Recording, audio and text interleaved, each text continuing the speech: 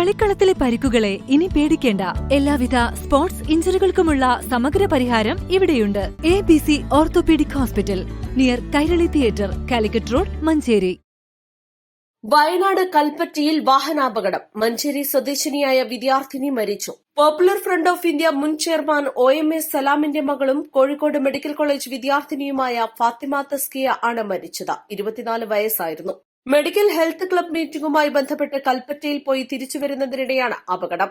പിണങ്ങോട് നിന്നും പൊഴുതന 6-ാം മൈലിലേക്ക് പോകുന്ന റോഡിലെ വളവിൽ ഇന്നലെ രാത്രി 10 മണിയോടെ തസ്കിയ സഞ്ചരിച്ച സ്കൂട്ടർ റോഡിൽ നിന്നും താഴ്ചയിലേക്ക് മറിഞ്ഞാണ് അപകടം.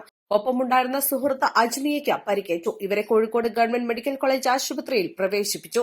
കോഴിക്കോട് മെഡിക്കൽ കോളേജിലെ മെഡിക്കൽ വിദ്യാർത്ഥിനിയാണ് തസ്കിയ. News bureau, Manjeri. നെസ്റ്റോയുടെ ഡിസ്കൗണ്ട് സൂപ്പർ സ്റ്റോറായ സൗദി അറേബ്യയിലെ മാർക്ക് ആൻഡ് സേവ് സ്ഥാപനത്തിൽ ജോലി നേടാൻ ഒരു സുവർണാവസരം. ഉദ്യോഗാർത്ഥികൾക്ക് നേരിട്ടുള്ള ഇന്റർവ്യൂ ഏപ്രിൽ 22-ന് നിലമ്പൂരിലും ഏപ്രിൽ 23-ന് മഞ്ചേരിയിലും. ഫോൺ 9207088891.